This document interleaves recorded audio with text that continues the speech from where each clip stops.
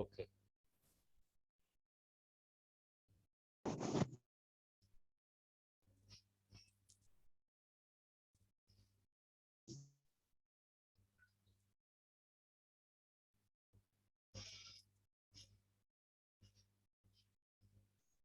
जी, अब पूछें जी क्वेश्चन, जो भी क्वेश्चन है जी आपका, बिस्मिल्लाह करें।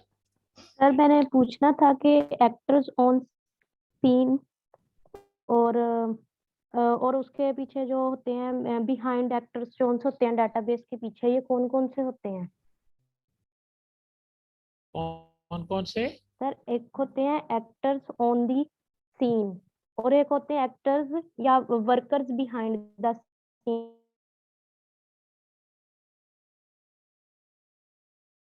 आप the chapters on the theme and workers। Scene scene मैं लिखती हूँ सर, एक मिनट। रेजोनेंस ही आ रही है साउंड में ना, जैसे जी रिकॉर्डिंग स्टार्ट कर दी, ठीक है जी।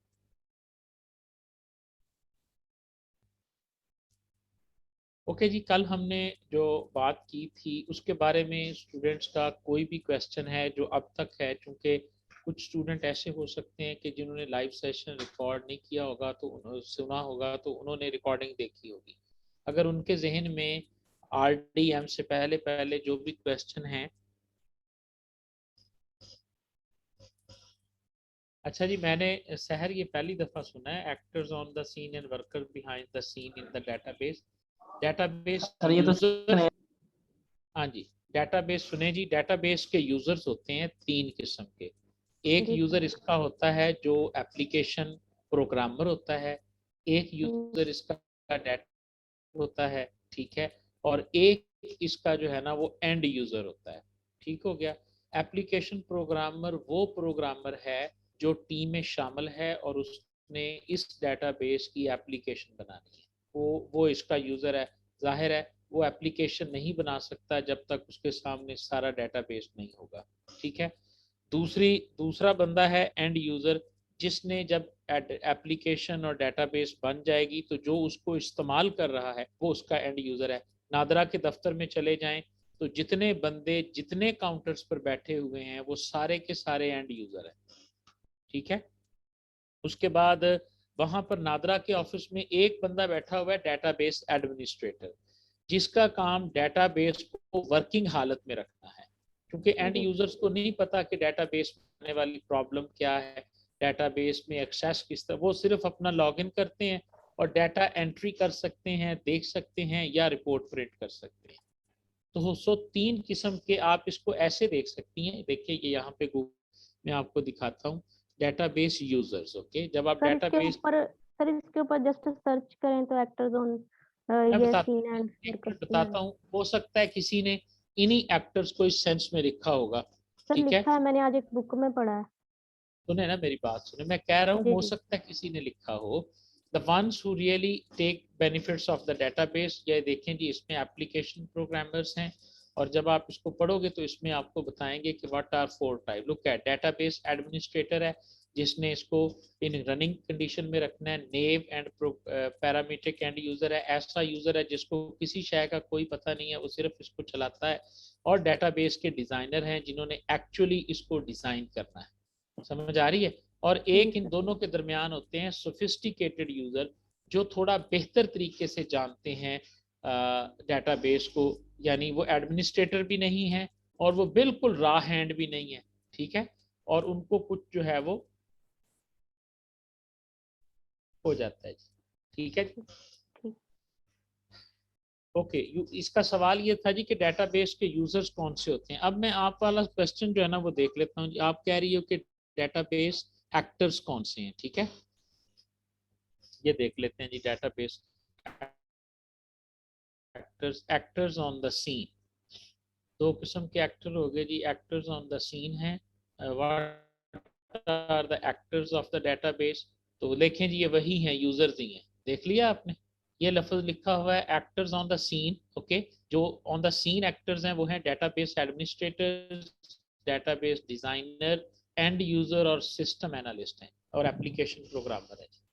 सर ठीक है एक्चुअली मैंने बिहाइंड द सीन निकाला तो उसमें भी सेम यही आ रहा था, डेटाबेस के डिजाइनर्स आ रहे थे, उसको इम्प्लीमेंट करने वाले आ रहे थे, टूल डेवलपर्स थे और उसमें मेंटेनेंस वाले थे, सेम वही उसमें थे। हाँ जी, ये सेम वही आ रहे हैं जी, एक्टर्स ऑन द सीन भी यही हैं, और बिहाइंड द सीन जो है ना, what who are the workers behind the scene, तो ये भी डिजाइन, मेंटेन और एप्लीकेशंस को कॉल करते हैं, यही हमारे पास इसके कहलाते हैं। ठीक है, बेसिकली ये डेटाबेस यूजर्स हैं जो डिफरेंट स्टाइल में इसको यूज करते हैं। ठीक है जी। नेक्स्ट, अगर जी किसी ठीक का है। कोई क्वेश्चन है जी तो वो पूछ सकता है जी। I think actor behind scene और यूज केस में एक्टर्स कह रही हैं, हाँ जी, ये वो वाले एक्टर्स भी साइमा हो सकते हैं, लेकिन वो हम पढ़ेंगे सॉफ्टवेयर इंजीनियरिंग में। जब उन एक्टर के बारे में पूछा जाएगा तो उसमें स्पेसिफिकली पूछा जाएगा कि आपका यूएमएल डायग्राम के अंदर एक्टर जो है वो क्या होता है। ठीक है। हाँ जी, और तो किसी का कोई सवाल नहीं है जी यहाँ पे अभी तक। अब देख लें जी, अगर पिछले जो हमने पढ़ा हुआ है उसमें से जिन लोगों ने रिकॉर्डिंग सुनी, कोई कॉन्सेप्ट समझते हैं कि नहीं समझ में आया तो वो पूछ सकते हैं जी, अदरवाइज हम स्टार्ट सर करते हैं। सेकेंडरी की का एक दफा बता दें। सेकेंडरी की से मुराद ये है कि अगर आप प्राइमरी की, वो की होती है जब आप उससे रिकॉर्ड को सर्च करेंगे ना तो एक ही रिकॉर्ड आपके सामने आएगा। ठीक है। और जो सेकेंडरी की होती है वो यूनिक नहीं होती, लेकिन उससे सर्च किया जा सकता है, बस ये बात समझ कर लें। ठीक है, कि उससे आप तलाश कर सकते हैं, वो यूनिकली आइडेंटिफाई नहीं करती। यानी जैसे कि नेम है, स्टूडेंट नेम जो है ये सेकेंडरी की है। अगर आप किसी भी रिकॉर्ड्स में से नेम की बुनियाद पे तलाश करना चाहें तो आप कर सकते हैं। ठीक है, लेकिन ऐसे नहीं है कि आप उसको उसमें से एक ही नेम आपके सामने आएगा। सर्चिंग के लिए हम इसको यूज कर सकते हैं। ओके जी। नेक्स्ट वन हमारे पास है जी रिलेशनल डाटा मॉडल। ये हमने बात की थी यहाँ पर इनहेरिटेंस की, उसके बाद हमने कंप्लीटनेस कॉन्स्ट्रेंट की बात की थी। इनहेरिटेंस को हम थोड़ा जो है ना वो पेंडिंग कर रहे हैं, क्योंकि इसकी समझ इसमें नहीं आती, और इनहेरिटेंस का डेटाबेस के अंदर बहुत कम इस्तेमाल होता है। इनहेरिटेंस एक्चुअली ऑब्जेक्ट ओरिएंटेड के अंदर यूज होगी, वहाँ पर हम इसकी टाइप्स भी पढ़ेंगे, इस पार्शियल इनहेरिटेंस के बारे में भी पढ़ेंगे, कंपोजिशन के बारे में भी पढ़ेंगे। इसलिए मैं ये दो तीन चीज़ें यहाँ पे थोड़ी सी अननेसेसरी हैं, इनको मैं यहाँ पे छोड़ रहा हूँ। रिलेशनल डाटा मॉडल जी, ये हमारे पास क्या है? रिलेशनल डाटा मॉडल एक्चुअली कहलाता है वो डाटा मॉडल जो डॉक्टर E.F. कोड ने पेश किया था। इसके 12 नुकात थे, ये बात भी जहन में रखनी है आपने। ठीक है, रिलेशनल मॉडल अगर आप लिखेंगे तो इसके बारे में कुछ पॉइंट्स आपने ज़रूर पढ़ लेने हैं जी। ठीक है, रिलेशनल मॉडल, डाटा मॉडल भी कहते हैं और रिलेशनल मॉडल भी हम इसे कहते हैं। ठीक है, ये इसकी हिस्ट्री ये देखें जी। रिलेशनल मॉडल के कि ये बेसिक चीज़ें हैं कि इसमें एट्रीब्यूट है, टेबल है, टपल है, रिलेशनल स्कीमा है। ठीक हो गया। उसके बाद डिग्री, कार्डिनैलिटी, कॉलम, रिलेशन, चीज़ें जो है ना वो आपको दिखाई जा रही हैं। आमतौर पे 12 प्रिंसिपल इसके अंदर कहे जाते हैं। इसमें आप देखिए 11 नंबर पे आप प्राइमरी की इसमें नहीं लिखी हुई, तो प्राइमरी की 11 नंबर है। और इसी तरह 12 प्रिंसिपल जिसके मौजूद हैं जी रिलेशनल मॉडल के, डॉक्टर E.F. Code, yes. और इसके बाद 12 रूल्स यहाँ पर लिखे हुए हैं। ये देखें जी, डॉक्टर E.F. के 12 रूल्स हैं, और इन 12 रूल्स की बुनियाद के ऊपर रिलेशनल मॉडल बना हुआ है। रूल नंबर 1 है information rule, guarantees access rule, systematic treatment of values, active null values. ये जो रूल्स हैं, इन रूल्स की मदद से रिलेशनल डाटा मॉडल जो है वो बनाया गया, और रिलेशनल डाटा मॉडल की बुनियाद के ऊपर जो है वो आप देखें कि आपको रिलेशनल डाटाबेस मिली है। ठीक है जी। तो रिलेशनल डाटा मॉडल और रिलेशनल डाटाबेस ये तकरीबन एक ही चीज़ें हैं, लेकिन जो कॉन्सेप्चुअल फ़र्क वो ये है कि RDM जो था मॉडल था, इस करके एमएस के अंदर जब हम अप्लाई करते हैं तो हमारे पास जो डेटाबेस आती है वो देखें जी, मेरे एंड पे महक कोई मसला नहीं है। 44 पार्टिसिपेंट्स हैं जी। ओके।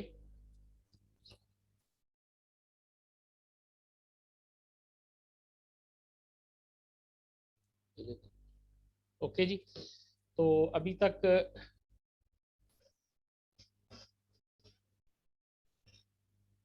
ओके जी, तो जो सारे पार्टिसिपेंट्स हैं जी वो काइंडली एक दफ़ा इंश्योर करें कि कितना प्रॉब्लम, वॉइस की प्रॉब्लम कहाँ कहाँ है या नहीं है। ओके जी,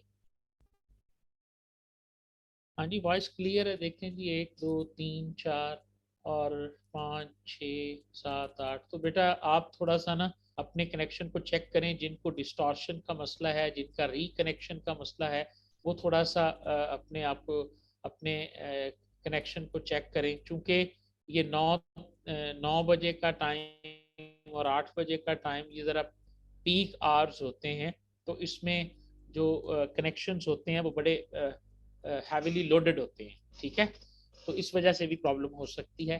तो बहरहाल ओके जी, तो हम बात कर रहे हैं जी रिलेशनल डाटा मॉडल की। तो इसकी जो चीज़ें आपको जहन में आपके होनी चाहिए वो ज़रा लिख लें यहाँ पे। नंबर 1, रिलेशनल मॉडल जो है इसके अंदर ये 6 रूल्स जो है ना, ये आप ज़रा जहन में रखिएगा। Number 1, each cell of the table contains atomic and single value. आपके पास रिलेशनल मॉडल जो है वो इस तरह टैबुलर सूरत के अंदर डाटा को रिप्रेजेंट करने को कहते हैं, और इसे रिलेशनल डाटा मॉडल के हिसाब से याद रखिएगा, इसे हम रिलेशन कहते हैं। This is called a relation.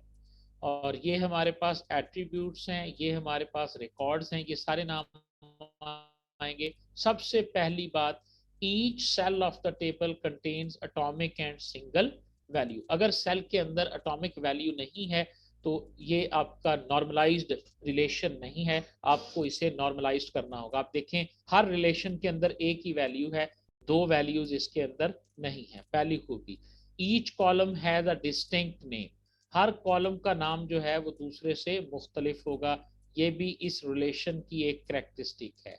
The values of attributes come from the same domain. The values of the attributes come from the same domain. क्या मतलब है कि अगर ये सारे स्ट्रिंग हैं, ये सारी डेट्स हैं, अगर कोई इंटीजर है तो सारे इंटीजर हैं, अगर कोई फ्लोट है तो सारे फ्लोट हैं। हमने शुरू में पढ़ा था कि डोमेन हमारे पास क्या होती है, ठीक है जी। तो ये चीज इसके अंदर फॉलो है कि एक कॉलम के अंदर एक ही डोमेन में से वैल्यूज आ रही होती हैं। ये बहुत अहम है जी। The order of column is immaterial, ठीक है। रिलेशन के लिए इन कॉलम्स की तरतीब का होना या ना होना जरूरी नहीं है। अगर ये सीएल नेम यहाँ पे आ जाए, स्टूडेंट नेम यहाँ पे चला जाए और ये डीओबी का टेबल पहले आ जाए, तो डेटाबेस के लिए कोई फर्क नहीं है, क्योंकि डेटाबेस के अंदर ये सारा डाटा इस प्राइमरी की बुनियाद के ऊपर जाके स्टोर होगा। लिहाजा इनकी कोई भी तरतीब हो, कोई भी इनका ऑर्डर हो, तो ये इमटेरियल है, इनसिग्निफिकेंट है। ये लफ्ज भी बाज़ लिखा हुआ आता है कि order of the columns in a relational database model और orders of the column in a database table is insignificant, उसकी कोई अहमियत नहीं है। Similarly the order of the rows is also immaterial. ये भी रखिएगा, ये जो रोज हैं ये जिस मर्जी तरतीब से यहाँ पर पड़ी हुई हैं, डेटाबेस मैनेजमेंट सिस्टम के लिए इनकी तरतीब की कोई वैल्यू नहीं है, क्योंकि जब आप डाटा को क्वेरी करते हो, समझ आ रही है, तो उस वक्त डाटा, जब डाटा टेबल में से डाटा को सेलेक्ट किया जाता है, उस वक्त आपके पास ऐसी क्लासेस मौजूद हैं कि जो आपके डाटा को ऑर्डर कर सकती हैं, और वहां पर आप कॉलम्स भी मेंशन करते हैं। जिस तरह के कॉलम आप मेंशन करते हैं सिलेक्ट स्टेटमेंट में, आपका टेबल उसी तरतीब से आ जाता है। जो आप ऑर्डर बाई की क्लास लगाते हैं वो उसी के हिसाब से उसे ऑर्डर करके सॉर्ट करके आपके सामने दिखा देता है। लिहाजा रोज की जो ऑर्डर है ये भी इनसिग्निफिकेंट है, और टेबल का जो ऑर्डर है ये भी इनसिग्निफिकेंट है। और बड़ा अहम, रोज, रिकॉर्ड और टप्पल, ये तीनों एक ही नाम है। इसे रो भी कहते हैं, इसे रिकॉर्ड भी कहते हैं और इसे टपल भी कहते हैं। तो तमाम रोज और रिकॉर्ड जो हैं ये डिस्टिंक्ट हैं, कोई एक रिकॉर्ड भी दूसरे से नहीं मिलता होगा। कोई डुप्लीकेट रिकॉर्ड रिलेशन, एक नॉर्मलाइज्ड रिलेशन के अंदर एक ऐसा टेबल, एक ऐसा रिलेशन जो आरडीएम के उसूलों के मुताबिक बना हुआ है उसके अंदर कोई भी रिकॉर्ड डुप्लीकेट नहीं होगा। अगर सारे का सारा भी डुप्लीकेट हो जाएगा तो आप समझते हैं कि उसकी आईडी कभी भी प्राइमरी की जो है वो डुप्लीकेट नहीं हो सकती। तो ये 6 बेसिक रूल्स हैं जो आपने इसके अंदर देखने हैं। कंपोनेंट्स आरडीएम के क्या हैं, इसके हम टेबल कहते हैं। एसक्यूएल लैंग्वेज होती है आरडीएम के अंदर जिसके ज़रिए हम इस रिलेशन के ऊपर मुख्तलिफ ऑपरेशंस परफॉर्म कर सकते हैं। और कुछ इसके ऊपर इंटेग्रिटी कॉन्स्ट्रेंट्स होते हैं। कॉन्स्ट्रेंट का लफ्ज़ आप ज़रा समझ लें जी, ये क्या है जी? कॉन्स्ट्रेंट से मुराद है कि ये शराइत होती हैं, कंडीशंस होती हैं। आपके पास प्रोग्रामिंग को सारे स्टूडेंट्स जो है ना वो समझते हैं। तो constraints are rule conditions under those are under that you will have to perform that task, that is called integrity constraints। और integrity constraints कौन कौन से हैं वो हम आगे देखेंगे। उसके बाद आ गया जी डेटाबेस और मैथ रिलेशन। ये भी ज़हन में रख लें एक बात कि डेटाबेस जो है ये मैथ की कौन सी ब्रांच के साथ इसका ताल्लुक है। तो याद रखिएगा जी कि जो आपके पास डेटाबेस है इसका स्ट्रॉन्ग रिलेशनशिप है मैथ के साथ। और मैथ में कौन सा टॉपिक है, सेट थ्योरी और जो बाइनरी रिलेशंस का टॉपिक है उसके तहत जो है ये सारी की सारी डेटाबेस और आरडीएम खड़ा ही उसके ऊपर है। सेट थ्योरी और रिलेशंस का जो टॉपिक है उसके ऊपर आपका सारे का सारा डेटाबेस खड़ा है। डिग्री ऑफ रिलेशन बहुत ही आसान, टोटल नंबर ऑफ कॉलम्स जो होते हैं किसी भी रिलेशन में वो उसकी डिग्री कहलाते हैं। 4 कॉलम है तो उसका मतलब है डिग्री 4 है। कार्डिनैलिटी ऑफ रिलेशन से मुराद है कि टोटल नंबर ऑफ रोज और टोटल नंबर ऑफ रिकॉर्ड्स जो हैं वो कहलाएंगे। एक चीज यहाँ पे क्लियर कर दें, ये जो है स्टूडेंट नेम आईडी ये रो नहीं होती है, रिकॉर्ड यहाँ से शुरू होते हैं S001 से। ओके, इनकी तादाद को गिन के आपने कार्डिनैलिटी को गिनना है, ये रो शामिल नहीं करनी। इसलिए मैं अक्सर कहता होता हूँ कि कार्डिनैलिटी को आप ये समझा करें कि कार्डिनैलिटी जो है ये टोटल नंबर ऑफ रिकॉर्ड्स हैं। अगर हम टोटल नंबर ऑफ रोज कह लें तो हमें मुगालता भी लग सकता है, ठीक है ना, कि हम इस रो को भी गिन लेंगे 1 2 3 4 5 6, लेकिन बेसिकली ये रोज हैं जी। उसके बाद रिलेशनल कीज होती हैं इसके अंदर। रिलेशनल कीज हमने पढ़ा था, प्राइमरी की होती है, फॉरेन की होती है। तो ये हमारे पास रिलेशनल कीज हैं। सबसे जो रिलेशन बनाने के लिए यूज होती है वो हमारे पास फॉरेन की है, और जो यूनिक बनाने के लिए इस्तेमाल होती है वो प्राइमरी की है। रिलेशन फॉरेन की मैंने डेफिनेशन आपको बताई थी कि फॉर एग्जांपल एक कस्टमर का टेबल है और एक ऑर्डर का टेबल है। अगर हम इसको रियल लाइफ में देखें तो रियल लाइफ के अंदर आप देखें कि कस्टमर का ऑर्डर के साथ ताल्लुक है। एक कस्टमर जो है एक जो कस्टमर है वो ऑर्डर प्लेस करता है, तो एक कस्टमर एक या एक से ज्यादा ऑर्डर्स को प्लेस कर सकता है। तो इसका मतलब है कि कस्टमर जो है ये ऑर्डर के साथ रिलेशन रखता है। तो ये किस किस्म का रिलेशन है कि एक कस्टमर होगा और उसके ऑर्डर्स जो हैं वो एक या एक से ज्यादा हो सकते हैं। तो अब हम जब 2 टेबल बनाएंगे, कस्टमर का टेबल भी बनाएंगे और ऑर्डर का टेबल भी बनाएंगे, तो कस्टमर ऑर्डर के टेबल में हम कस्टमर की जो प्राइमरी की होगी उसे जरूर रखेंगे ताकि हमें पता चल सके कि ये ऑर्डर किस कस्टमर का है। ठीक है जी। तो इस तरह जब आप किसी टेबल में किसी दूसरे टेबल की प्राइमरी की को लाके रेफरेंस के तौर पे रखते हैं, रिलेशन बनाने के लिए रखते हैं, समझ आ रही है, तो ऐसी की को हम फॉरेन की कहते हैं। ठीक है। आप किसी ऐसे कॉलम को ऑर्डर में नहीं रख सकते जो कस्टमर में मौजूद हो और वो प्राइमरी की वहां पर ना रेफरेंस की वहां पर ऐड करना। प्राइमरी की क्या होती है इसके ऊपर हमने बात कर ली थी। अब बात आ गई जी इंटेग्रिटी कॉन्स्ट्रेंट्स की। वो तमाम कॉन्स्ट्रेंट्स जिससे आप इंटेग्रिटी अपने मॉडल की जो है वो बहाल रखते हैं। ठीक है। मसलन नंबर 1 है जी entity integrity constraints. Entity integrity constraint का क्या मतलब है, हर रिलेशन हर एंटिटी के अंदर एक प्राइमरी की होनी चाहिए। This is called entity integrity constraint. So RDM का पहला रूल ये है कि जब भी आप एक एंटिटी बनाएंगे, जब भी आप एक रिलेशन बनाएंगे, तो उस रिलेशन के अंदर आपने हर सूरत में एक प्राइमरी की को डिफाइन करना है। उसके बाद है जी रेफरेंशियल इंटेग्रिटी कॉन्स्ट्रेंट्स जी। इसका मतलब क्या है कि आपने फॉरेन की एट्रीब्यूट जो है उसको बनाना है जो कि प्राइमरी की के साथ लिंक होगा, अनदर प्राइमरी की होगा किसी दूसरे टेबल की। तो अगर आपको जरूरत है और दो रिलेशंस के दरमियान कोई रिलेशनशिप एग्जिस्ट करता है, तो उस सूरत में आप रेफरेंशियल इंटेग्रिटी कॉन्स्ट्रेंट को भी यूज कर सकते हैं।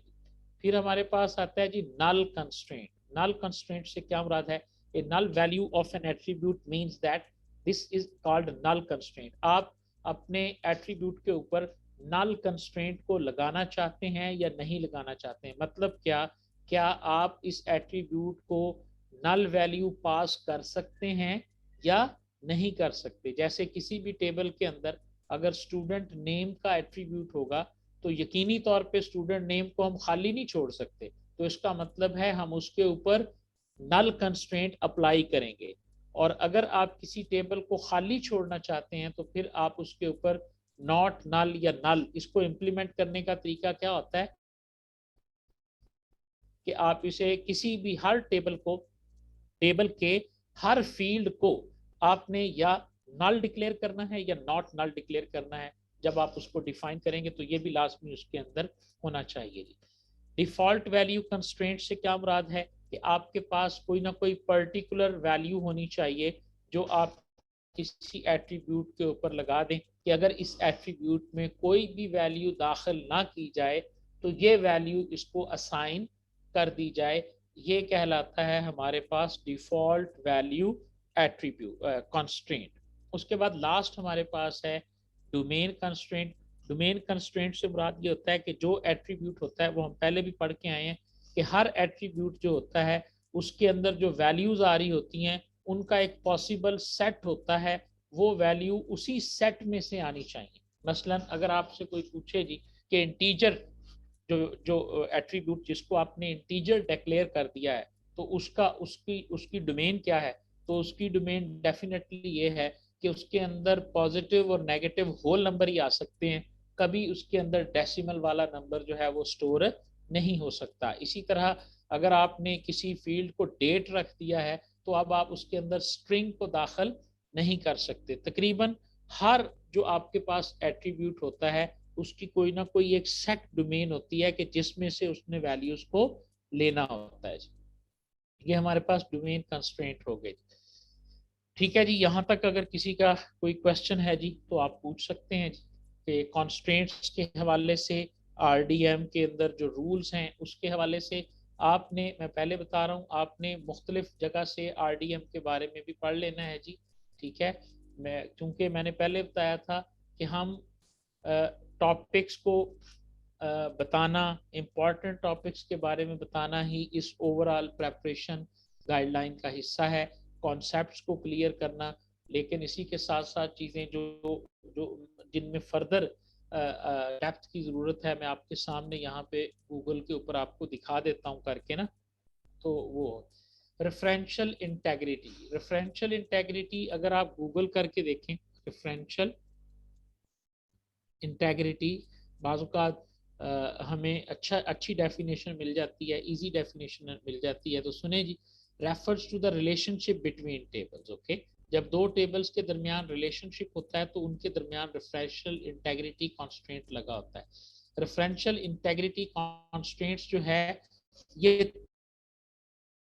किया आपने पूछ लिया, मैं आपको बता देता हूँ जी। Referential integrity constraint, okay.